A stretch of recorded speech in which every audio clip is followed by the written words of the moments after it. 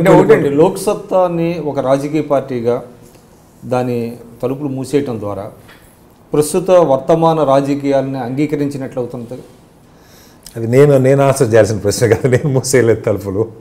అంటే ఆయన తలుపులు మూసేసానని చెప్పట్లా. సంస్థ ఉంది, పార్టీ ఉంది, పార్టీ ప్రజల ఆదరణ వచ్చినప్పుడు ఇటీవల మళ్ళీ పార్టీ రివైవ్ చేయాలనే ప్రయత్నాలు ఏదో జరుగుతున్నట్టున్నాయి. తెలియదు నాకంటే. నేను ఆయన 2-3 సందర్భాలు ఆయన మాట్లాడే క్లారిటీ లేదు కానీ బట్ నేనైతే చేస్తారనుకోవట్లా.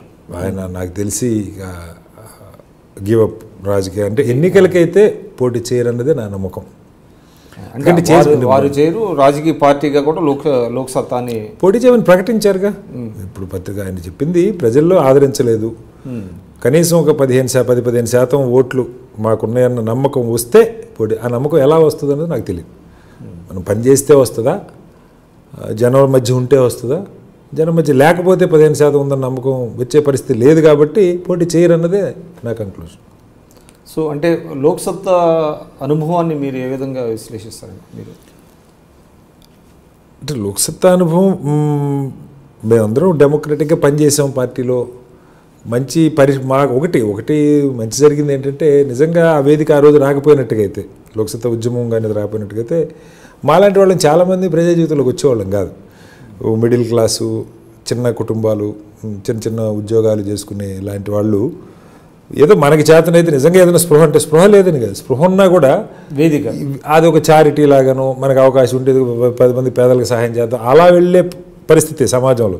మంచి వాళ్ళు ఎవరూ రాజకీయ వైపు చూడనటువంటి నేపథ్యంలో ఇలాంటి ఒక వేదిక రావడం ద్వారా ఒక అట్లీస్ట్ ఒక 20 ఏళ్ల పాటు కొంతమంది ఇటువైపు చూశారు, కొంతమంది వచ్చారు. సో అది లేకపోతే అది కూడా వచ్చేవాళ్ళం కాదు.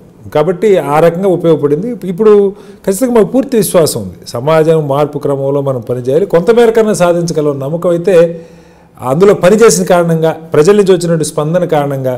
ఎందుకంటే మామూలు ఇట్లాంటి స్పందన కాదు విక్రమ్ గారు. మనం చూస్తే ఓటు ఎలక్షన్ క్యాంపెయిన్కి వెళ్తాం అనుకోండి, నేను 3 సార్లు ఎమ్మెల్యేగా, 1 సారి కార్పొరేటర్గా చేశాను. ఈ 4 సార్లు ఈ పార్టీలు డబ్బులు అడుగుతారు, జనం ఎన్ని చెప్తారు, ఒకళ్ళని డబ్బులు అడగల. ఓటుకి డబ్బులు ఇవ్వడం ఎవరు అడగల.